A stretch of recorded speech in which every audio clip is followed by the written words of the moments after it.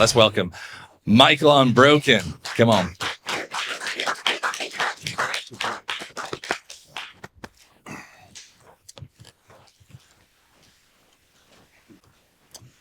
When I was 4 years old, my mother cut off my right index finger. 5 skin grafts, more surgeries than I can remember. She was a drug addict and alcoholic. My stepfather was super abusive, kicked the shit out of my brothers and I, put me in the hospital multiple times. And from 8 to 12, I was homeless. I lived with over 30 different families, getting bounced around place to place to place. I got high for the first time when I was 12, drunk at 13, and by 15, I was expelled from school for selling drugs. And what was really interesting is I grew up in a Mormon household, raised and adopted by my grandmother, who was an old racist white lady from a town here in Tennessee called Sunbright you've never heard of. I'm biracial. Imagine the mindfuck.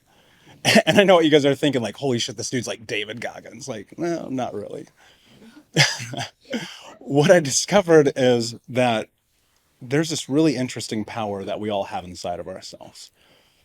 And as a child, I remember being like, one day.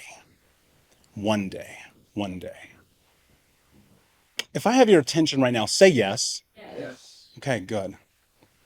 Here's why. Inside of every single one of you is the one day. And some of you are running from it. Some of you are hiding from it because you're terrified. But why? So I don't graduate high school. And my girlfriend calls me one day and she goes, hey, by the way, your name's not on the list. You know, that graduation list they post. Congratulations, all you guys did such a good job. I was at Homestone playing video games, by the way, as I always was doing. I go to school, I go up to my business teacher, irony of all ironies. I said, how dare you fail me? I'm the ornery 18-year-old at this point.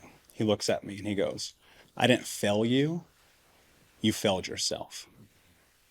And then he told me the most important thing to this day anyone's ever told me ever, like no bullshit. He goes, if you want something in life, you have to earn it. You can't get by on your charms and your good looks. So I go to summer school. I'm an embarrassment. All of my friends uninvite me from the graduation parties. My girlfriend won't hang out with me. My family, which is already in chaos, is like, you're out, bro. I'm like, fuck.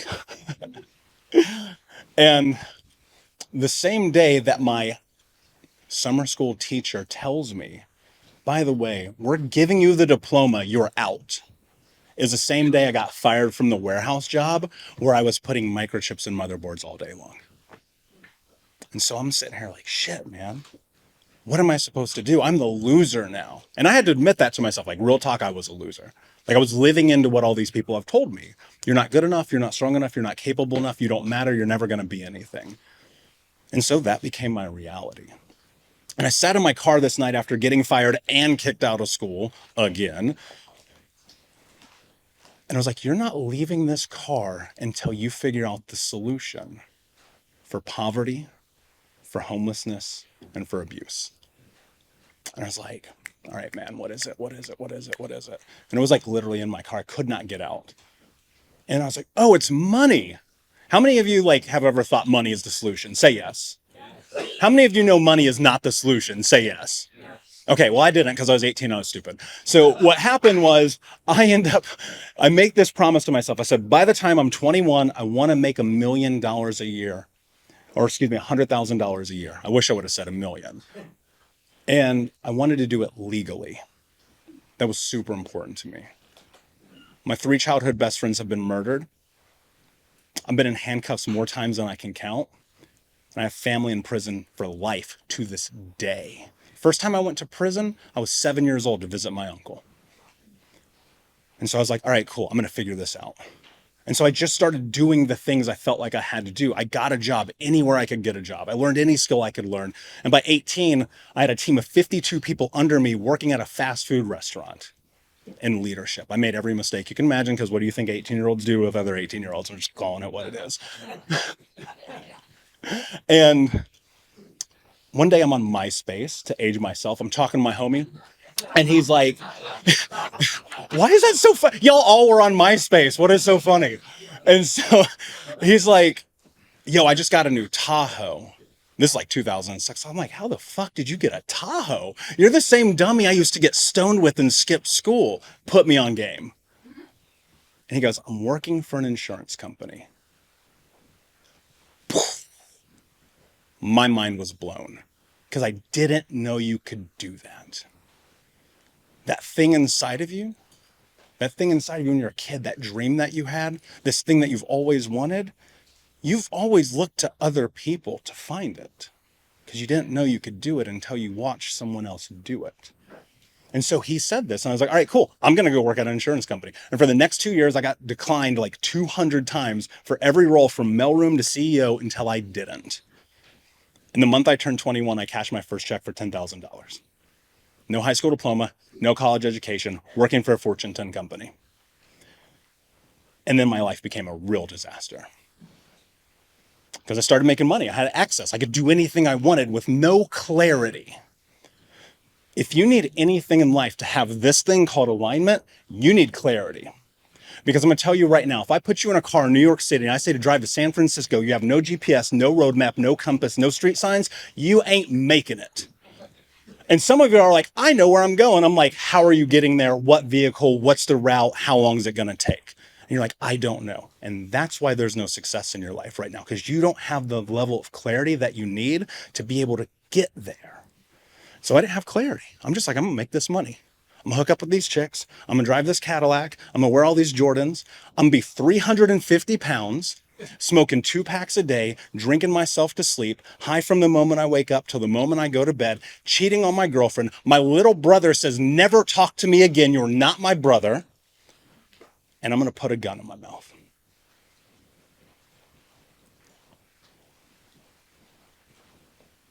And the next day I'm laying in bed. It's 11 o'clock in the morning. I'm stoned, watching the CrossFit Games and eating chocolate cake. Keep in mind, I'm 350 pounds. That's rock bottom. But that wasn't rock bottom 1 or 2 or 3 or 7 or 50 or 100. That was the 1,000th. And for whatever reason, I pulled myself up out of bed. I go in the bathroom. I look at myself in the mirror and don't recognize the face. How many of you have ever not recognized yourself in the mirror? Say yes. Yeah. How many of you just lied? Say yes. Just messing with you. I get it. It's hard. It's awkward. It's uncomfortable to come to truth. And as I looked in the mirror, I remembered being 8 years old. And the water company had come and turned off our water. I grew up in Indianapolis. I grew up in Indiana, in America, the greatest country in the fucking world. And we were so impoverished and so poor because my mom and stepfather spent all of their money on drugs and alcohol that our water got turned off. And I had to go in the backyard. I grabbed this little blue bucket. I walked across the street to our neighbor's house. I turned on the spigot on the side of their house and I stole water.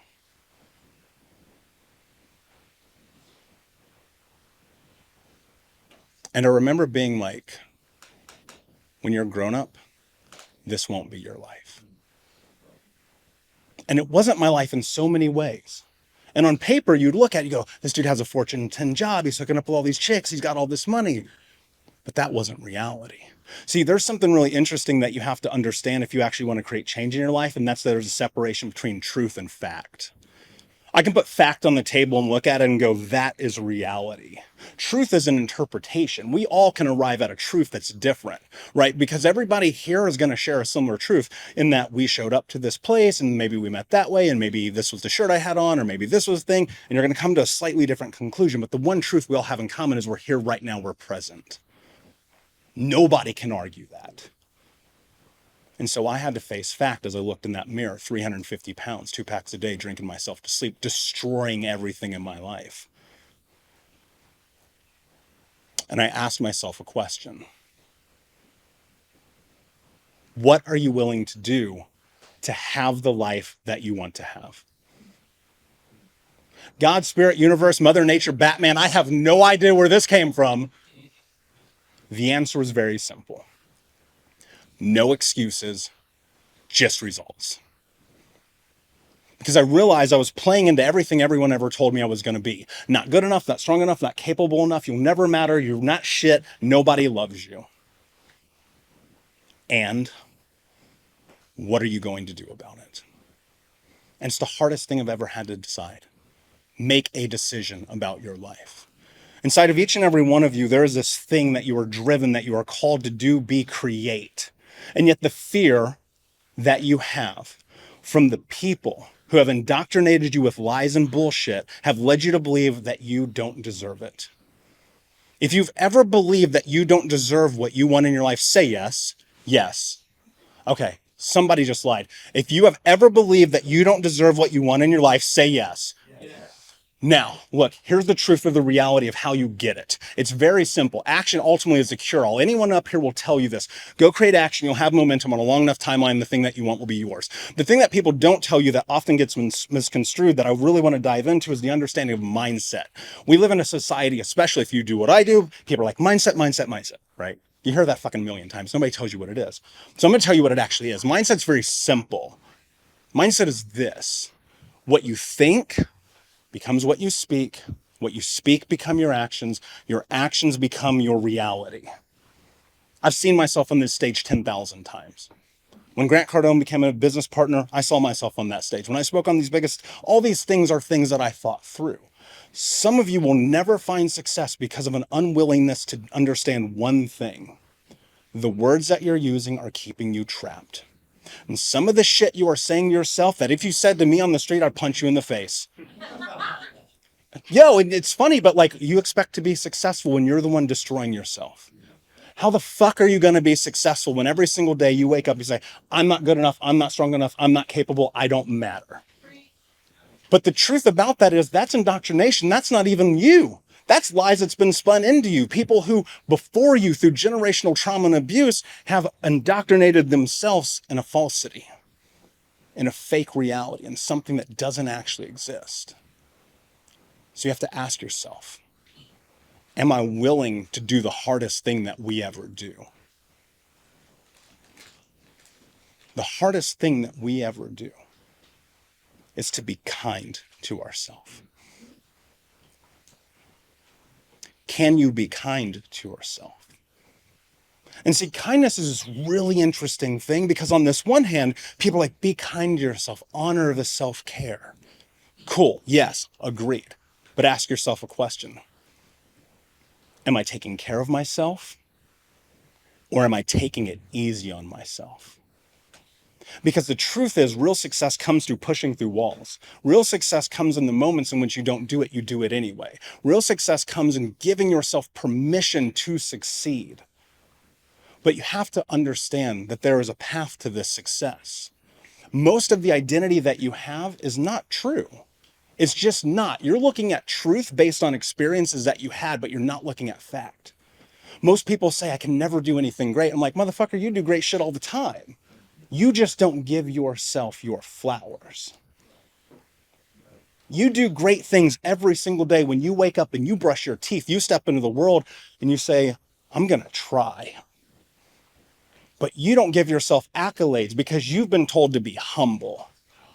Be quiet, stay in the back, walk on the right side of the hall, raise your hand to take a piss and stay quiet in church. And so when it's your turn to be unmuted, you're terrified of judgment. But guess what? Nobody's paying attention to you anyway. So you might as well go make yourself happy. And kindness is about the willingness to push through. It's uncomfortable. Like nobody ever wakes up one morning and they're like, I want to be great, but I'm just not going to do anything about it. Unless they've been lied to and told that they're not allowed to. Everyone in this room agreed that they'd been told they're not allowed to touch their greatness. The only way that you're ever going to be able to is you give it to yourself. And so here I am, I'm 25 heading into 26, disastrous life. And I'm faced with a decision. What are you willing to do to have the life that you want to have? That answer, again, was no excuses, just results. So I made a decision. I pushed and I pushed and I pushed. Therapy, coaching, fitness, all the things. I just kept going. You will never lose if you don't quit. It's fucking impossible. Unless you walk away from the table, it's not over. But you have to be willing to go through the strife, through the pain, through the hurt, through the growth. The best thing about running a business or being an entrepreneur is one thing and one thing only. You're going to find out who the fuck you are. Real talk. And in that, something beautiful will happen. You'll step into your power. You'll become the person you are capable of being. You will live life on your terms. The greatest sense of healing that you will ever have in this journey begins with forgiving yourself for things that you are not culpable for. That means that things that happen to you that are bad, that are not your responsibility, your fault. You let go of that, you forgive yourself, watch your life be different. And in that, something really interesting will begin to happen. You'll recognize that everything from this moment forward is on you. And if you accept that responsibility, greatness is inevitable as long as you don't stop. And so as you go through what's next in your life, as you step into alignment, as you learn, as you grow, as you heal, as you change, as you become the hero of your own story, the thing you are destined to become, you must ask yourself the hardest question anyone can ever ask themselves. What am I willing to do to be the hero of my own story?